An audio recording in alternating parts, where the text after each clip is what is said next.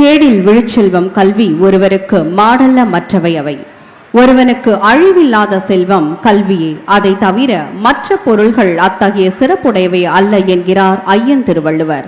இத்தகையதான நூல்கள் படிப்பதன் மூலமும் நிறைவாக பெற்றுக்கொள்ளலாம். எனவே பொதுமக்களிடமும் மாணவர்களிடமும் வாசிப்பு திறனை அதிகப்படுத்த நமது தமிழக மாண்புமிகு முதலமைச்சர் அவர்கள் ஒவ்வொரு மாவட்டங்கள் தோறும் புத்தக கண்காட்சியை நடத்த வேண்டும் என்று ஆணையிட்டுள்ளார்கள்.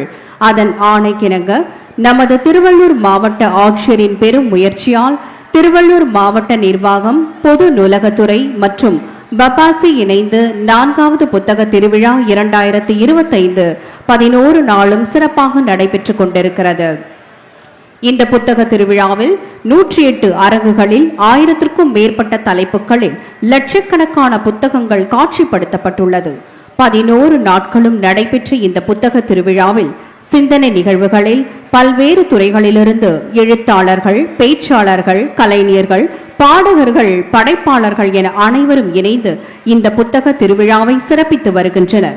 இந்த புத்தக திருவிழாவின் நிறைவு நாளான இன்றைக்கு முதல் நிகழ்வாக திருவள்ளூர் மாவட்டத்தின் மாவட்ட ஆட்சித்தலைவர் திரு மு. பிரதாப் IAS அவர்களை வரவேற்புரை ஆற்ற அன்புடன் அழைக்கின்றோம்.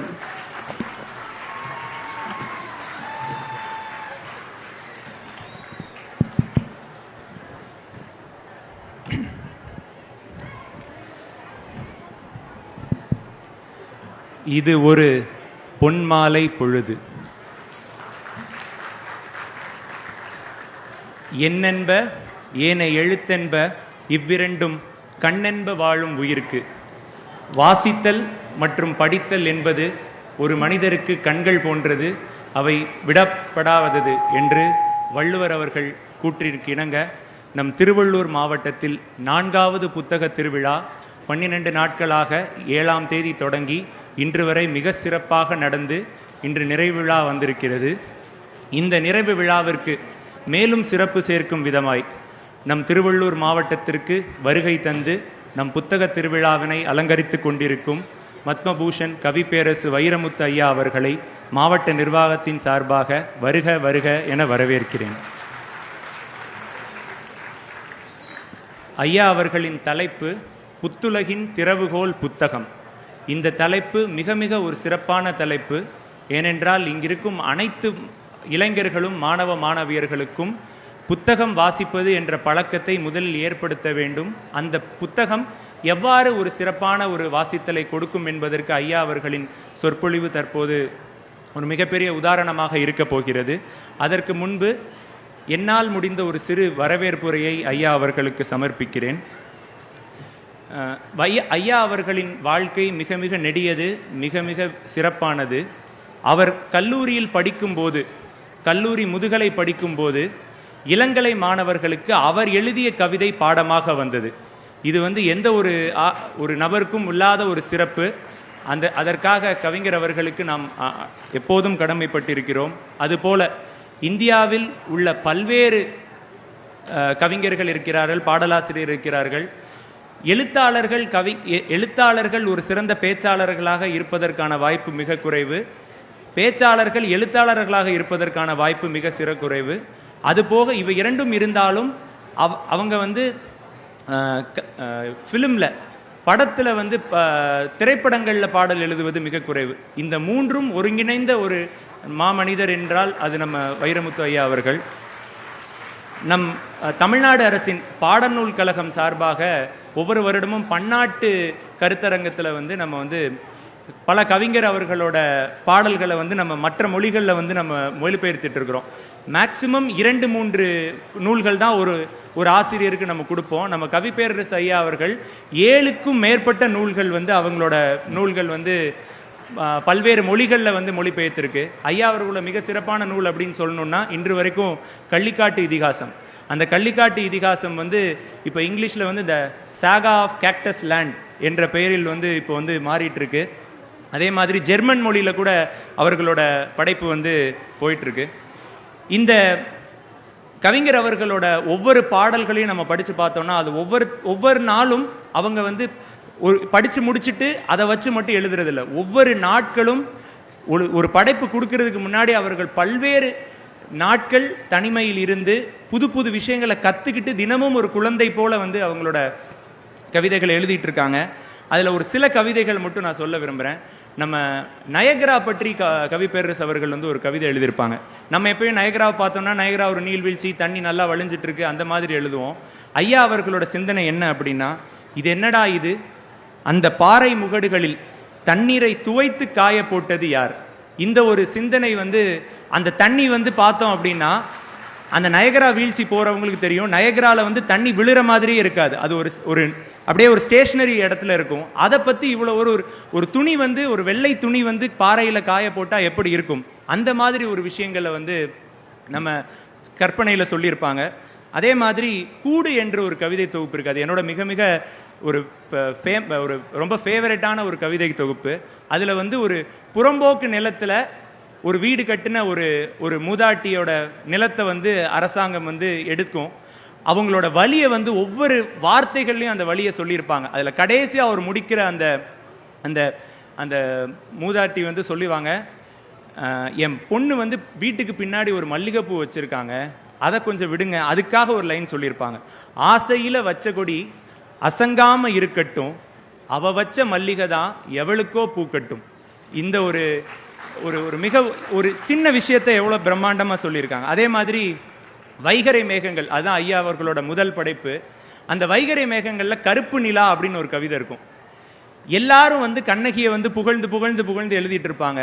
கவிஞர் அவர்கள் புகழ்ந்து எழுதிட்டு இந்த உலகுக்கு கண்ணகியால் என்னென்ன விஷயங்கள் சொல்லணும், கண்ணகி மூலியமாக என்ன விஷயம் சொல்லணும் அப்படிங்கிறத கரெக்டாக சொல்லியிருப்பாங்க.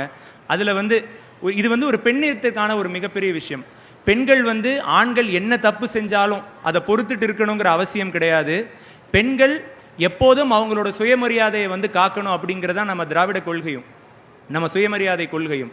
அதற்காக வந்து சொல்லியிருப்பாங்க, அளவாக தீயெறிந்தால் அதனை விளக்கென்போம், அளவுக்கு மீறிவிட்டால் அதனை நெருப்பென்போம், அளவுக்கு மேல் பொறுமை அன்னமே நீ காட்டியதால் களவுக்கு போனதம்மா காத்து வைத்த உன் சொத்து. இந்த மாதிரி விஷயங்கள் பல்வேறு விஷயங்கள் வந்து சொல்லிகிட்டே இருக்காங்க. நிறைய விஷயங்கள் சொல்லிக்கிட்டே இருக்கலாம். கடைசி பகல் அப்படின்னு இது அறிவியல். நான் கவிஞர் அவர்கள்ட்ட வந்து ரொம்ப ரொம்ப வியந்து பார்த்தது, அறிவியல் உண்மைகளை தமிழில் வந்து மிக சிறப்பாக சொல்லியிருப்பாங்க. கடைசி பகல் அப்படின்னு ஒரு கவிதை. அந்த கவிதையோட கற்பனை என்னன்னா, இன்னும் பல நூறு ஆண்டுகளுக்கு அப்புறம் சூரியன் வந்து மறைந்துவிடும், மொத்தமாக மறைந்துவிடும், பூமியில் இருள் மட்டும்தான் இருக்கும். அப்போ வந்து பூமியில் எப்படி எப்படிலாம் இருக்கும் அப்படிங்கிறதுக்கு ஒரு சின்ன எடுத்துக்காட்டு. உன் ஜன்னல் கம்பிகளுக்கு தங்கமுலாம் பூசும் அதிகாலை இனி இல்லை. இந்த ஒரு வார்த்தையில் போதும். உன் ஜன்னல் கம்பிகளுக்கு தங்கமுலாம் பூசும். காலையில் நம்ம ஜன்னல் கம்பியில் வந்து நம்மளோட அந்த சூரிய ஒளி படும்போது தங்க முலாம் மாதிரி இருக்கும் இல்லையா, அந்த அதிகாலை இனி இல்லை அப்படிங்கிற ஒரு வார்த்தையில் முடிச்சிருப்பாங்க. அப்புறம் உலகத்தில் வந்து நம்ம எது செஞ்சாலும் உலகம் வந்து நம்மளை வந்து பாராட்டாது. நம்மளை ஒரு 2 பேர் பாராட்டினாங்கன்னா ஒரு 10 பேர் நம்மளை வந்து இகழ்றதுக்காகவே இருப்பாங்க. அது ஐயா அவங்களோட வாழ்க்கையிலேயே அவங்க சொல்லியிருப்பாங்க. அதில் வந்து ஒரு 4 லைன் மட்டும் சொல்லிடுறேன். மற்றவர் சூழ்ச்சியால் மண்ணில் விழுந்தேன், புத்தி கொளுத்தவன் புதைந்தான் என்றது, மூச்சு பிடித்து முட்டி முளைத்தேன், தந்திரக்காரன் தள்ளி நின்றென்றது, விருதுகள் கழுத்தில் வீழக் கண்டேன், விருதுகள் கழுத்தில் வீழக் கண்டேன், குருட்டு அதிர்ஷ்டம் கூடியதென்றது, மீண்டும் மீண்டும் விருதுகள் கொண்டேன், மீண்டும் மீண்டும் விருதுகள் கொண்டேன், டெல்லியில் யாரையோ தெரியும் என்றது. இது நம்ம ஐயா அவர்களுக்கு மட்டும் கிடையாது, நம்ம இருக்கிற அனைவருக்கும் இது பொருந்தும். அதே மாதிரி நம்ம குழந்தைகள் எல்லாம் வந்திருக்கீங்க, சோலார் சிஸ்டம் எல்லாம் படிச்சிருப்பீங்க. சோலார் சிஸ்டம் அப்படின்னா ஒரு சூரியனை சுற்றி 9 கிரகங்கள் வந்து சுற்றிட்டு இருக்கும். அது பால்வெளியோட சைஸில் அந்த சைஸ் வந்து ரொம்ப ரொம்ப சின்னது அப்படிங்க நம்ம எல்லாத்துக்கும் தெரியும். பால்வெளிங்கிறது ரொம்ப பிரிஞ்சது, ரொம்ப பறந்தது, அதில் அந்த சைஸ் வந்து ரொம்ப சின்னது அப்படின்னு சொல்லுவோம். அதுக்கான பெஸ்ட் எக்ஸாம்பிளாக ஒன்று சொல்லியிருப்பாங்க. 20,000 கோடி அரிசி காயும் களத்தில், 20,000 கோடி அரிசியை வந்து ஒரு களத்தில் காய வச்சிருக்கிறப்போ ஓரத்தில் ஊர்வலம் போகும் 9 எறும்புகள் போல் நம் சூரிய குடும்பம். அடடா, இந்த இந்த இதில் நம்மளுக்கு தெரியும் ஒரு பால் வீதிங்கிறது எவ்வளோ பெரிய விஷயம், அதில் நம்ம கிரகங்கள் வந்து ரொம்ப ரொம்ப சின்ன விஷயம். அதே மாதிரி எல்லாருமே ஆர்கிமிடிஸ் பிரின்சிபல் அப்படின்னு ஒன்று படிச்சிருப்பீங்க, பயான்சி ஃபோர்ஸ் அப்படின்னு படிச்சிருப்பீங்க. அதை ரொம்ப அழகாக திரைப்பாடல்களில் சொல்லியிருப்பாங்க. நிலவில் பொருட்கள் எடை இழக்கும், நீரிலும் கூட எடை இழக்கும், இந்த வார்த்தைகள்லேயே நம்ம தெரிஞ்சுக்கலாம். நிலவிலையும் நீர்லையும் நம்மளோட வெயிட் வந்து நம்ம இருக்கிற வெயிட்டை விட கம்மியாக காட்டுது. எல்லா சயின்ஸோட பிரின்சிபல். அதே மாதிரி என்னோட கவிஞர் அவர்கள்ட்ட மிக மிக பிடித்த பாடல் வந்து எனக்கு மூங்கில் காடுகளே அந்த பாடல். அதில் வந்து ஒரு லைன் இருக்கும், இயற்கையை நேசித்து அந்த இயற்கையில் வந்து எப்படி வந்து அந்த இயற்கையை ரசிக்கிறான் ஒருத்தன் அப்படிங்கிறதுக்கான ஒரு பாடல். உப்பு கடலோடு மேகம் உற்பத்தி ஆனாலும், நீர் வந்து உப்பு நீரை தான் வந்து அந்த சூரியன் வந்து குறிஞ்சிக்குது. உப்பு கடலோடு மேகம் உற்பத்தி ஆனாலும் உப்பு தண்ணீரை மேகம் ஒருபோதும் சிந்தாது. இது மாதிரி அதே மலையில் விழுந்தாலும் சூரியன் மரித்து போவதில்லை, நிலவுக்கு ஒளியூட்டி தன்னை நீட்டித்துக் கொள்கிறது. அதே மாதிரி கவிஞரோட கவிஞர் வந்து ஒரு 10 வயசுக்கு அப்புறமோ 20 வயசுக்கு அப்புறமோ கவிஞர் ஆகலை. அவங்களோட 5 வயதிலேயே கவிஞராக இருக்காங்க. அது ஒரு பாடலில் சொல்லியிருப்பாங்க. சத்தம் இல்லாத தனிமை கேட்டேன்னு ஒரு பாட்டு நிறைய பேர் கேட்டிருப்பீங்க. அந்த பாட்டில் ஒரு வார்த்தை இருக்கும், 5 வயதில் புத்தகம் கேட்டேன், 6ஆம் விரலாய் பேனா கேட்டேன். 6ஆம் விரலா பேனா கேட்குறாங்கன்னா வந்து அப்போவே அவங்க எப்படி, அது வந்து ஒரு கவிதை தொகுப்பு. அந்த கவிதை தொகுப்புல ஒரு பாடல் அது. அதே மாதிரி கடைசியாக ஒரு பாடல், இது வந்து அனைவருக்கும் பிடித்த பாடல், எவனோ ஒருவன் வாசிக்கிறான் அப்படின்னு ஒரு பாடல். அந்த பாடலில் சோகம் இருக்குது, நம்ம எல்லாத்துக்கும் சோகம் இருக்குது. அந்த சோகம் எவ்வளோ எனக்கான சோகம் அப்படிங்கிறத நான் சொல்லணும். அந்த சோகத்துக்கான ஒரு எடுத்துக்காட்டு புல்லாங்குழலை கம்பேர் பண்ணி எழுதியிருப்பாங்க. அந்த குழலை போல் அழுவதற்கு அத்தனை கண்கள் எனக்கு இல்லையே. மொத்தம் குழல்ல எனக்கு 2 கண்ணில் நான் அழுகிறது என்னோட சோகத்தை காண்பிக்கிறதுக்காக பத்தாது அப்படிங்கிறத சொல்லியிருப்பாங்க. இது எல்லாத்துக்கும் முத்தாய்ப்பா ஐயா அவர்களோட வைரமுத்து கவிதைகள் அப்படின்னு ஒரு புக் இருக்கும். அந்த புக்கில் வந்து நம்ம முன்னாள் முதல்வர் டாக்டர் கலைஞர் அவர்கள் வந்து ஒரு அணிந்துரை எழுதியிருப்பாங்க. அந்த உரையோடு நான் ஐயா அவர்களுக்கு வழிவிடுகிறேன். தம்பி, நீ தமிழ் கவிதை தும்பி, நீ புகழ்மலையின் உச்சிக்கே போய்விட்டாய். உன் அண்ணன் இதோ உன்னை கையசைத்து வாழ்த்துகின்றேன். ஐயா, கலைஞர் ஐயா அவர்கள் மட்டும் உங்களை கையசைத்து வாழ்த்தவில்லை. இங்கிருக்கும் அனைவரும், இந்த தமிழ் சமூகம் முழுவதும் உங்கள் உயரத்தை கையசைத்து வாழ்த்துகிறது. உங்களை திருவள்ளூருக்கு வரவேற்கிறது. நன்றி.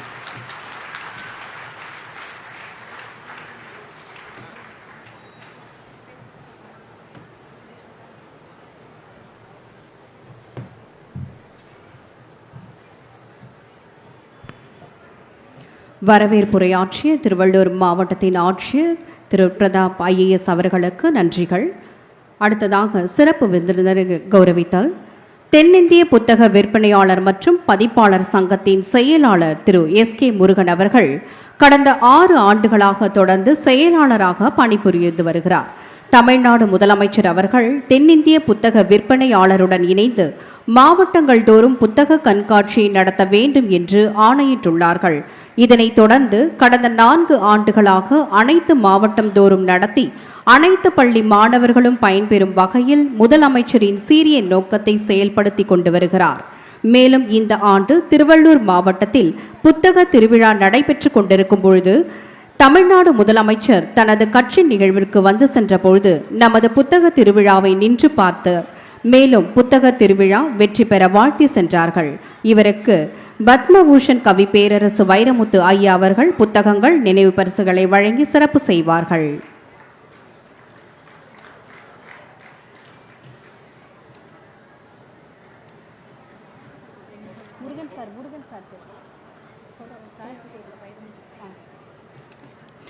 அடுத்ததாக திருவள்ளூர் மாவட்ட ஆட்சியர் அவர்கள் நம்முடைய சிறப்பு அழைப்பாளராக வருகை தந்துள்ள பத்மபூஷன் கவி பேரரசு வைரமுத்து ஐயா அவர்களுக்கு புத்தகங்கள், நினைவு பரிசுகளை வழங்கி சிறப்பு செய்கிறார்கள். நம்முடைய சிறப்பு அழைப்பாளராக வந்துள்ள கவி பேரரசு வைரமுத்து ஐயா அவர்களுக்கு மாவட்ட ஆட்சியர் அவர்கள் புத்தகங்கள், நினைவு பரிசுகள் வழங்கி சிறப்பு செய்கிறார்கள்.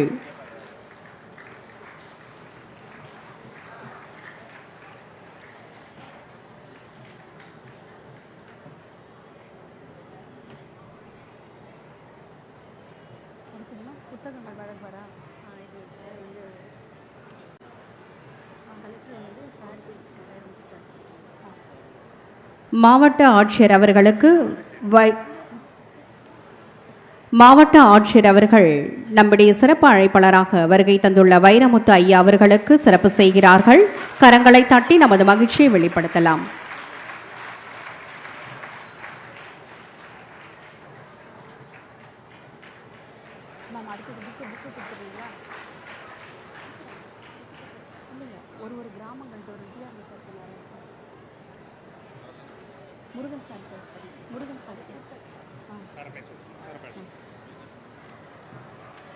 நாம் யாவரும் எதிர்பார்த்து கொண்டிருக்கும் சிறப்பு அழைப்பாளராக வருகை தந்துள்ள பத்மபூஷன் கவி பேரரசு வைரமுத்து ஐயா அவர்கள் ஒரு புகழ்பெற்ற தமிழ் திரைப்பட பாடல் ஆசிரியரும் கவிஞரும் ஆவார்.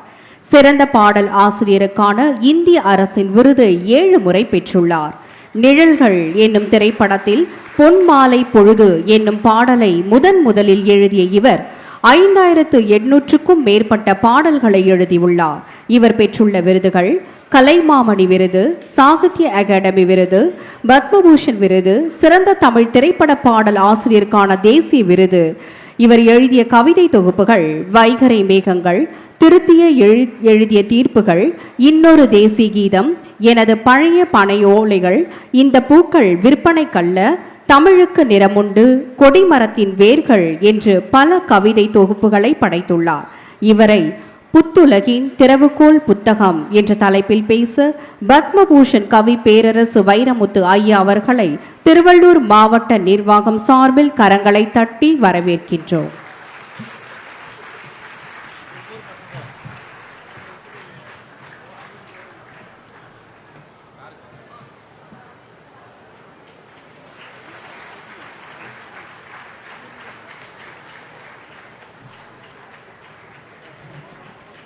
கவி பேரரசு ஐயா அவர்கள் மாவட்ட ஆட்சியர் அவர்களுக்கு சிறப்பு செய்கிறார்கள்.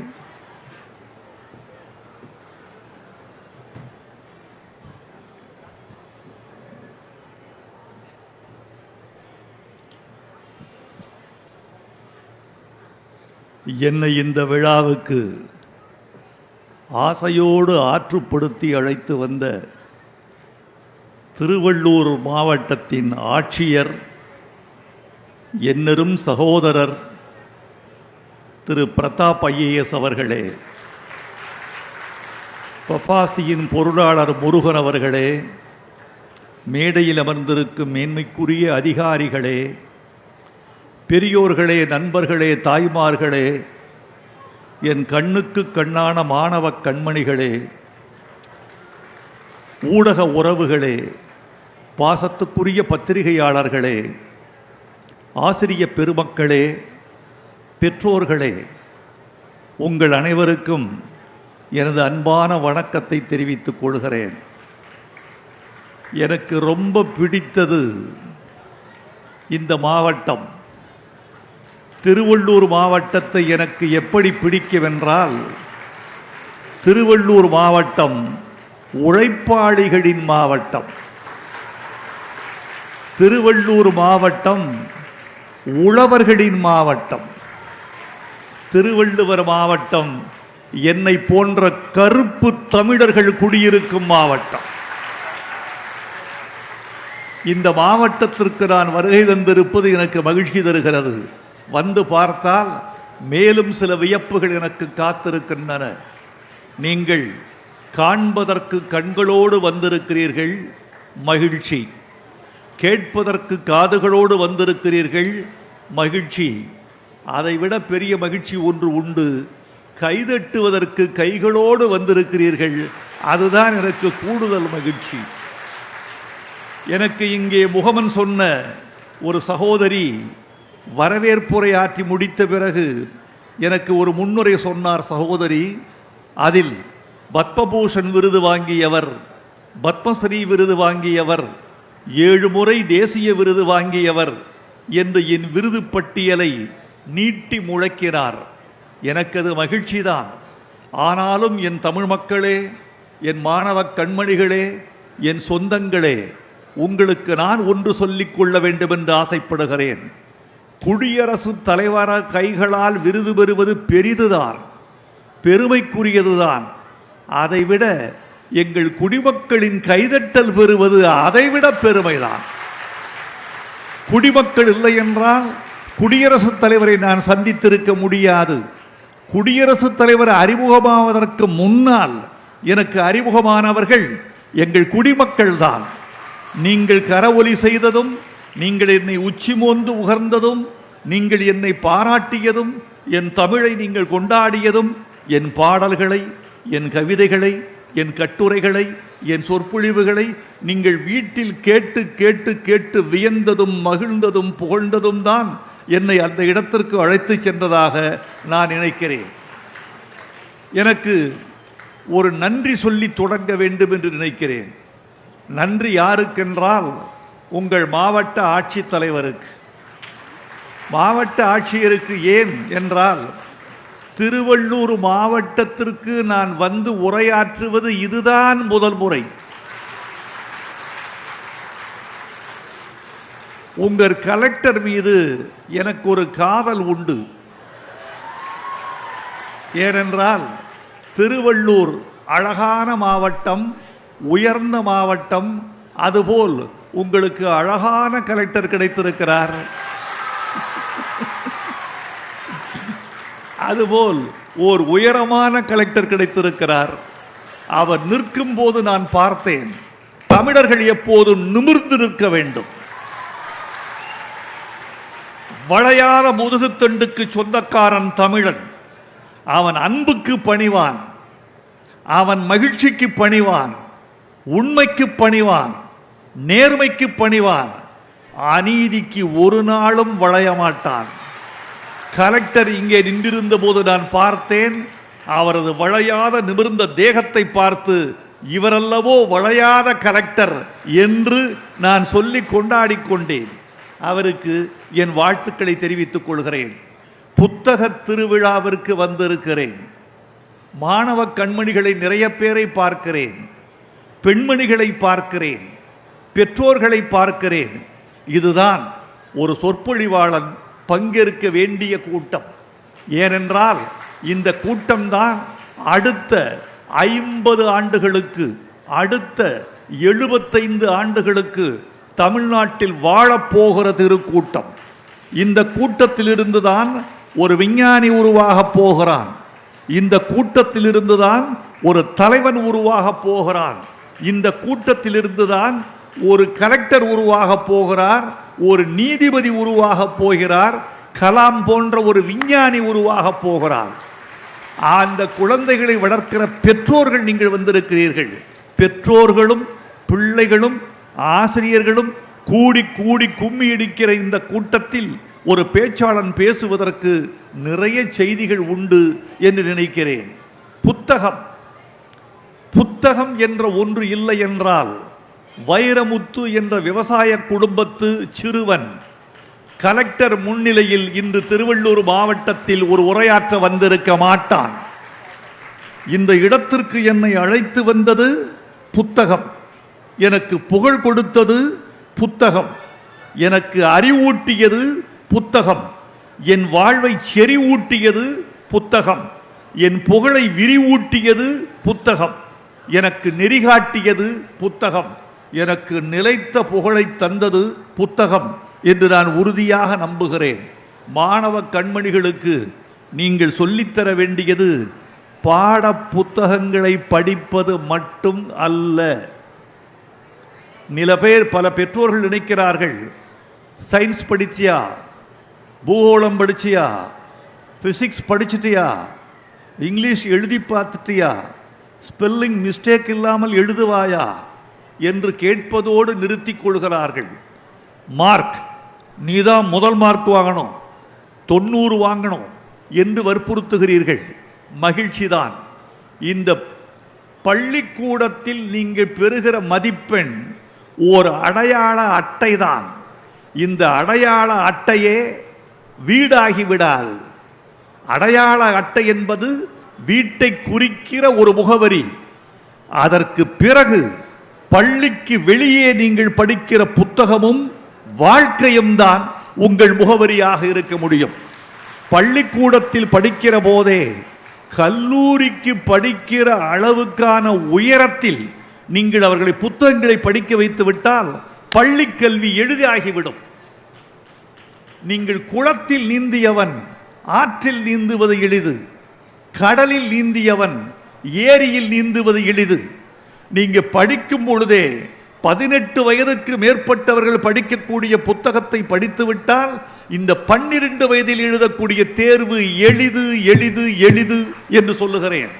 அவர்களுக்கு அந்த ஆற்றலை கொடுங்கள். ஆளும் வளரணும், அறிவும் வளரணும், அதுதாண்டா வளர்ச்சி. இது பட்டுக்கோட்டை கல்யாண சுந்தரத்தின் பாட்டு. ஆளும் வளர வேண்டும், அறிவும் வளர வேண்டும். அறிவு என்பது பகுத்தறிவு என்று நினைத்துக் கொள்ளுங்கள். அறிவு என்பது சுயமரியாதை, அறிவு என்பது சுதந்திரம், அறிவு என்பது உண்மை. அறிவு அற்றங்காக்கும் கருவி என்று திருவள்ளுவர் சொல்லி இருக்கிறார் என்றால் உண்மையை நம் பிள்ளைகளுக்கு சொல்லிக் கொடுங்கள். அதே பாடலில் பட்டுக்கோட்டை சொல்வார், வேப்பமர உச்சியில் நின்னு பேயொன்னு ஆடுதுன்னு விளையாட போகும்போது சொல்லி வைப்பாங்க. உன் வீரத்தை கொழுந்திலேயே கிள்ளி வைப்பாங்க. வேலையற்ற வீணர்களின் மூளையற்ற வார்த்தைகளை வேடிக்கையாக கூட நம்பிவிடாதே. நீ வீட்டுக்குள்ளே பயந்து கிடந்து வெம்பி விடாதே.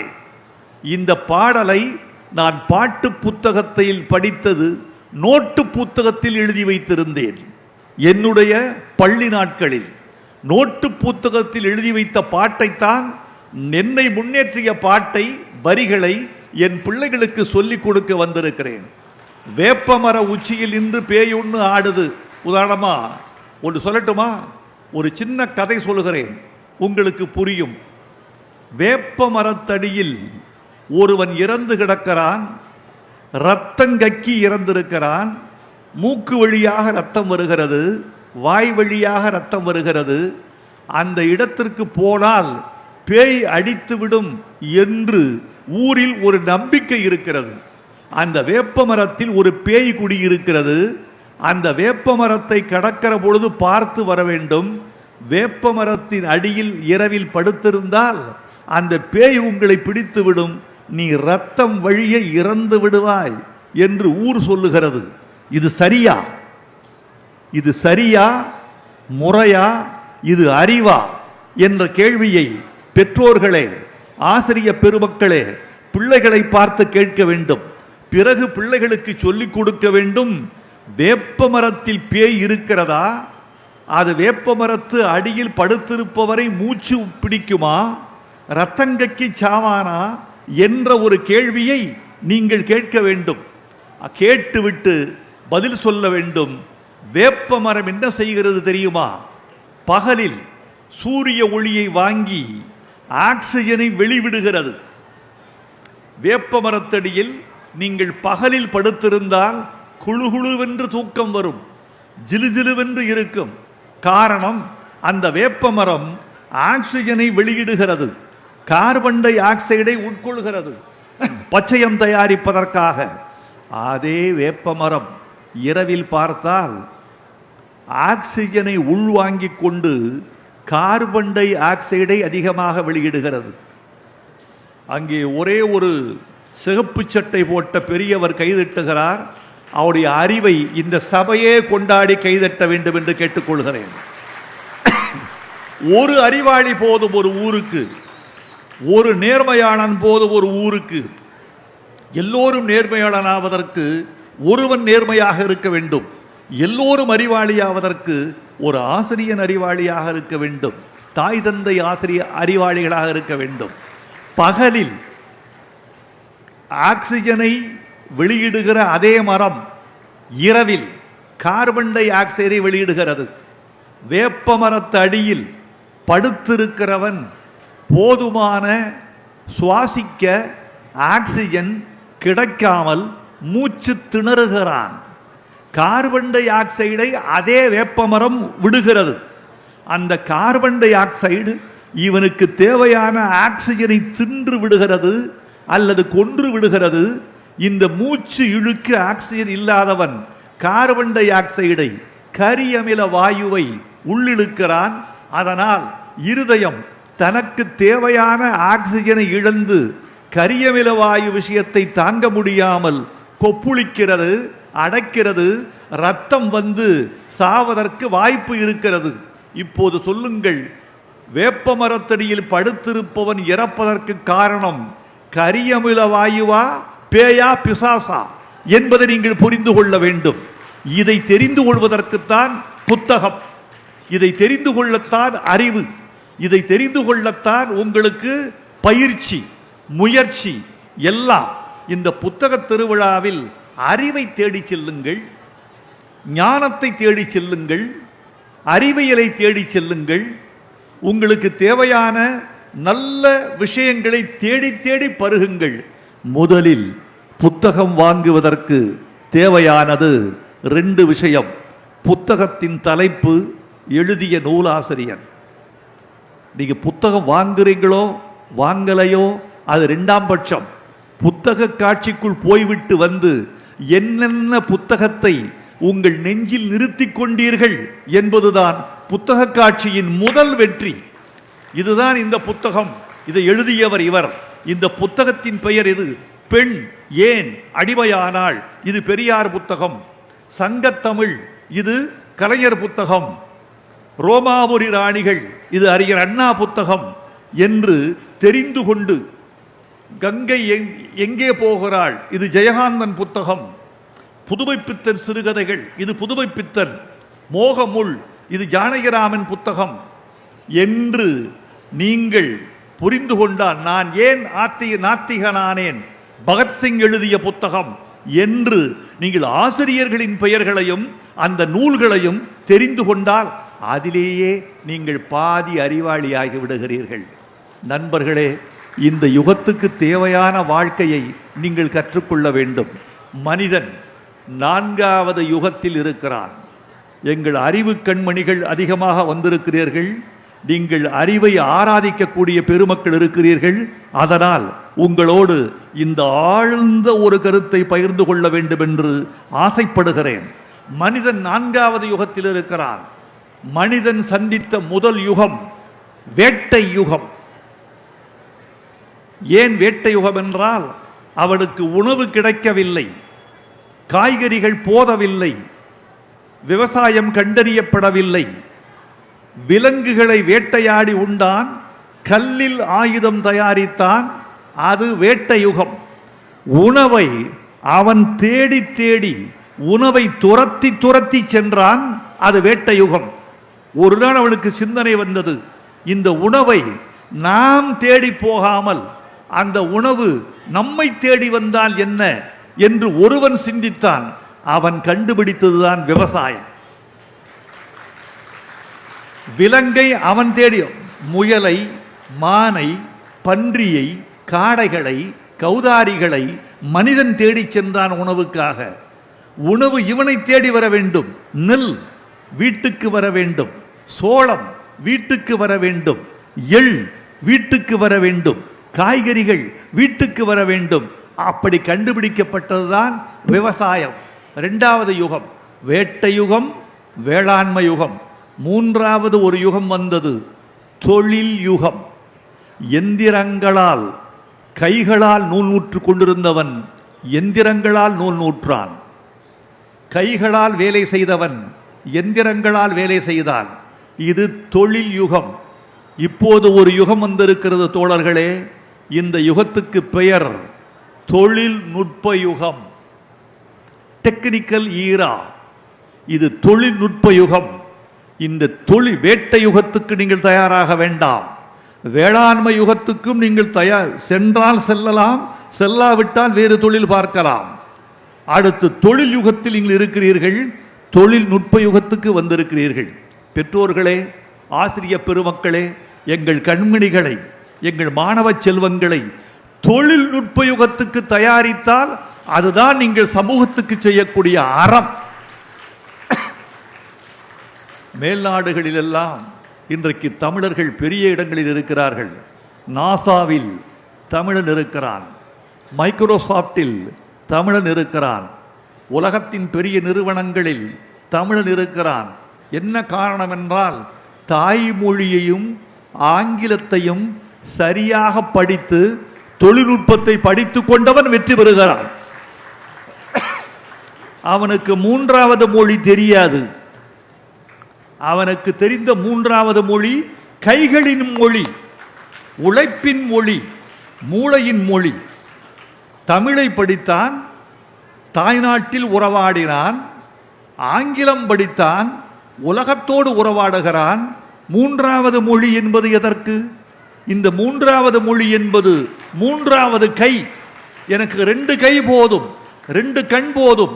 ஒரு கண் என் தாய்மொழி, இன்னொரு கண் ஆங்கிலம். என் ஒரு கை தமிழ், மறுகை ஆங்கிலம்.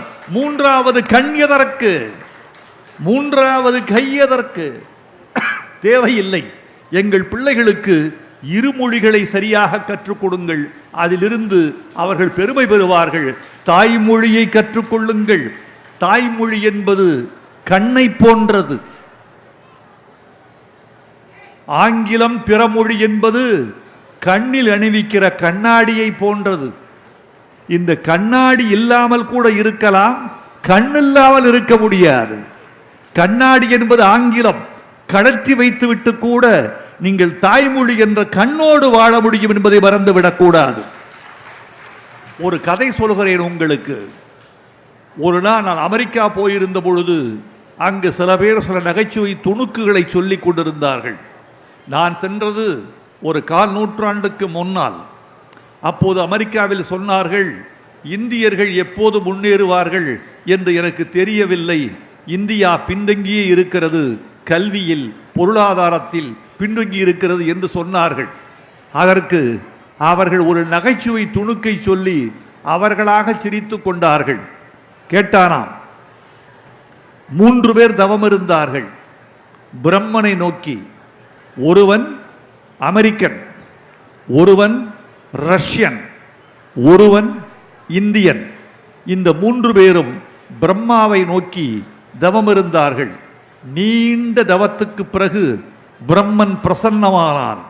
பிரம்மனை பார்த்து பிரம்மன் கேட்டான், 3 பேர் தவம் இருக்கிறீர்கள், அமெரிக்கனே ஏன் தவம் இருந்தாய்? உனக்கென்ன வேண்டும்? எனக்கு ஒன்றும் வேண்டாம் பிரம்மனே, ஒரே ஒரு கேள்வி, அதற்கு நீ பதில் சொன்னால் போதும். என்ன கேள்வி? எப்போது உருப்படும் என் தேசம்? அமெரிக்காக்காரன் கேட்கிறான் பிரம்மன்ட்ட, எப்போது உருப்படும் என் தேசம்? ஏடு புரட்டினான், பார்த்துவிட்டு சொன்னான், 2937 உன் தேசம் உருப்படும். உடனே அவன் அழுதான். யார்? அமெரிக்கன் அழுதான். நல்ல செய்தி தானே சொல்லி இருக்கிறேன், ஏன் அழுகிறாய்? என் தேசம் உருப்படுகிற போது நான் உயிரோடு இருக்க மாட்டேனே, அதை நினைத்து அழுதேன் நான். சரி சரி, ரஷ்யனே நீ வா, முன்னால் வா, உனக்கென்ன கேள்வி கேள். ரஷ்யன் கேட்டான், அதே கேள்விதான் பிரம்மனே, எப்போது உருப்படும் என் தேசம்னா? பிரம்மன் ஏடு புரட்டினான். 2141 உன் தேசம் உருப்படும். இப்போது ரஷ்யன் அழ ஆரம்பித்தான். ஏன் அழுகிறாய்? என் தேசம் உருப்படுகிற போது நான் உயிரோடு இருக்க மாட்டேனே, அதை நினைத்து அழுதேன். சரி சரி போ, நீ யாரப்பா? நான் இந்தியன். உனக்கென்ன கேள்வி இந்தியனே? அதே கேள்விதான் பிரம்மனே, அதே கேள்விதான், எப்போது உருப்படும் என் தேசம்? இப்படி சொன்னவுடன் பிரம்மன் அழ ஆரம்பித்தார். இந்தியனுக்கு கோபம் வந்து விட்டது. ரஷ்யன் கேட்டான், பதில் சொன்னாய். அமெரிக்கன் கேட்டான், பதில் சொன்னாய். இந்தியன் நான் கேட்கிறேன் அதே கேள்வியை, ஏன் பதில் சொல்லாமல் அழுகிறாய்? பிரம்மன் சொன்னானாம், உன் தேசம் உருப்படுகிற போது நானே உயிரோடு இருக்க மாட்டேனே, அதை நினைத்துத்தான் அழுதேன் என்று சொன்னானாம். யாரு? பிரம்மன். யாரிடம்? இந்தியனிடம். இதை சொல்லி சிரித்துக் கொண்டிருந்தார்கள் 1/4 நூற்றாண்டுக்கு முன்பு. காலம் மாறிவிட்டது தமிழர்களே, இந்தியா முன்னேறி கொண்டிருக்கிறது தமிழர்களே. தளபதியின் ஆட்சியில் தனிநபர் வருமானம் கூடியிருக்கிறது.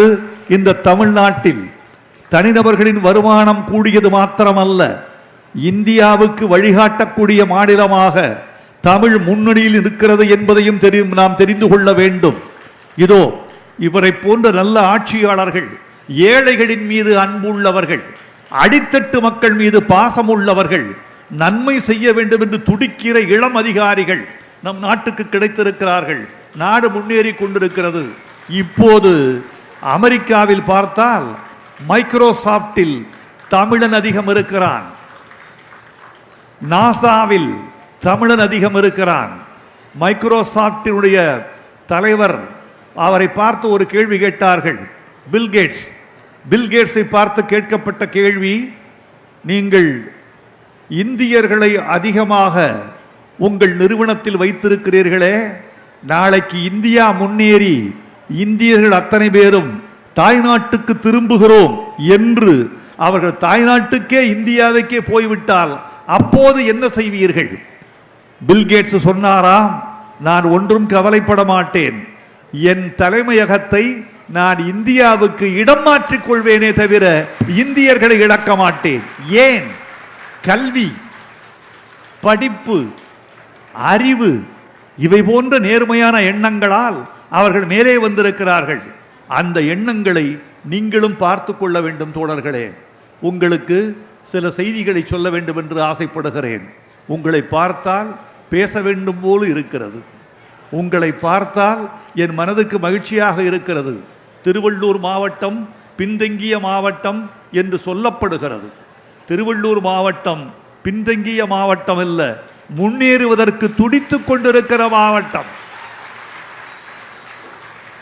ஒன்று சொல்றேன், கைகளால் உழைப்பவன் மூளை உழைப்புக்கு வந்து விட்டான் என்றால் அவனை வெல்லுவது கடவுளுக்கும் முடியாது.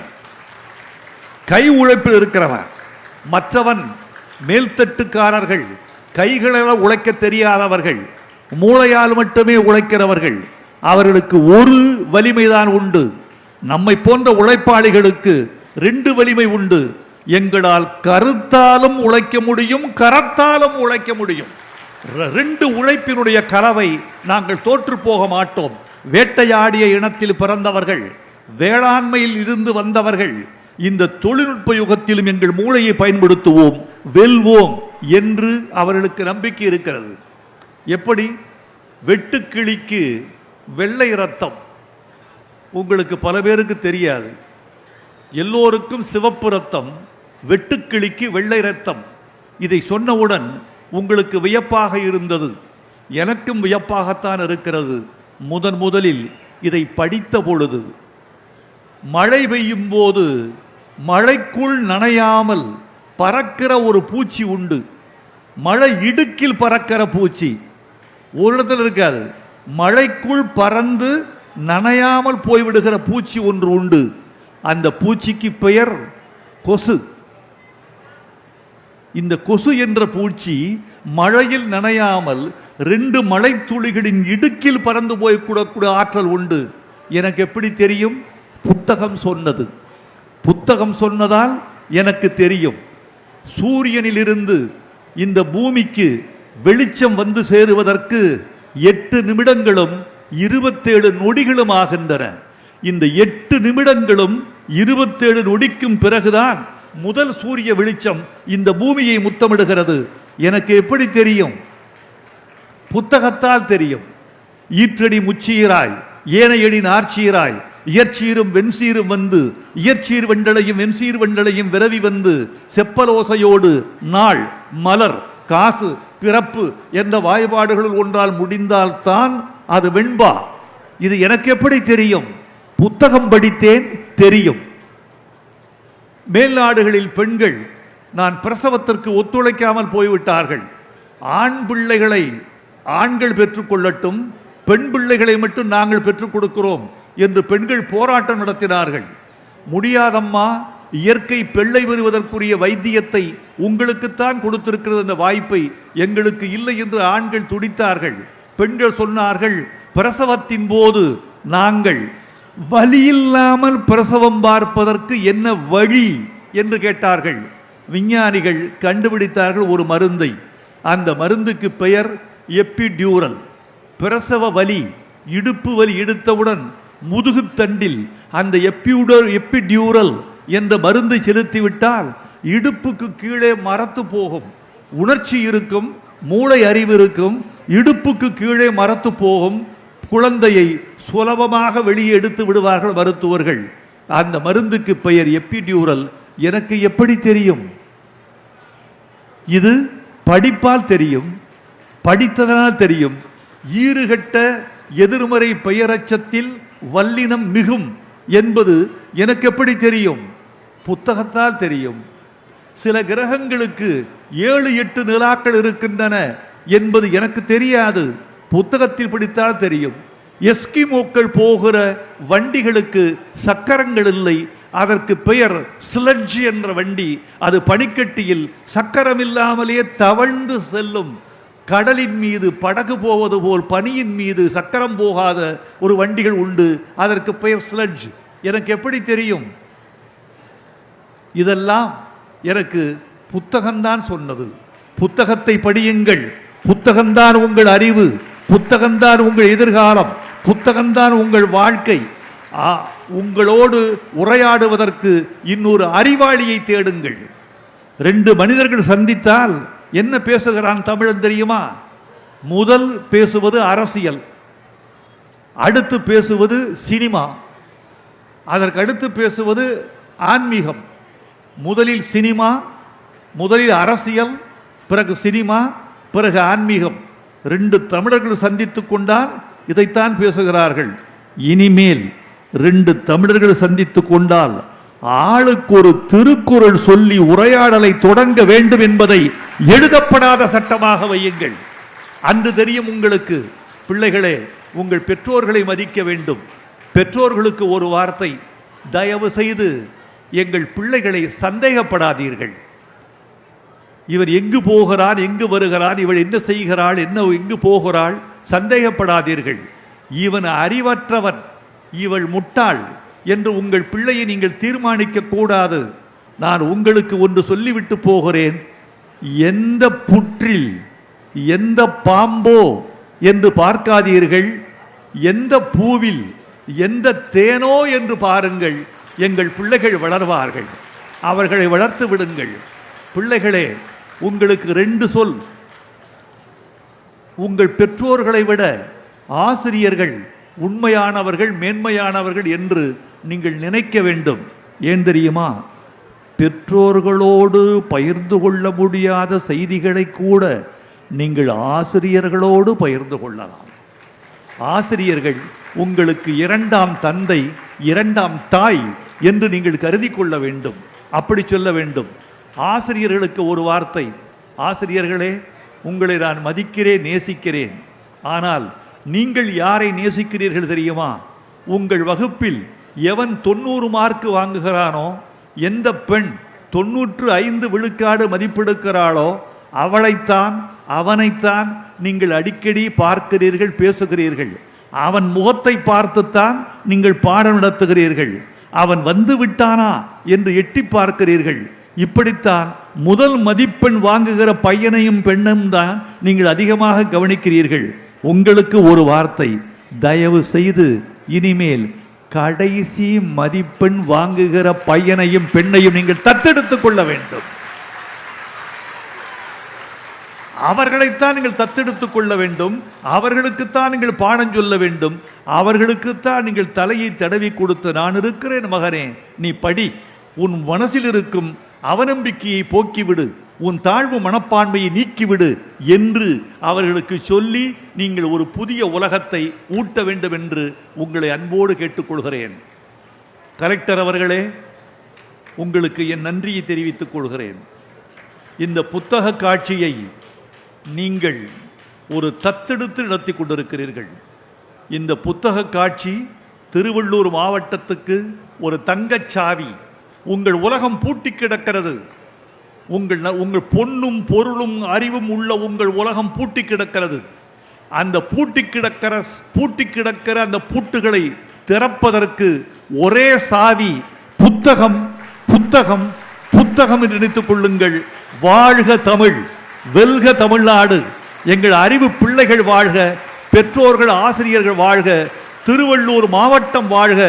என்னை அடிக்கடி அழையுங்கள். நான் அன்போடு உங்களோடு பேசுவதற்கு காத்திருக்கிறேன். வணக்கம், வாழ்க, நன்றி.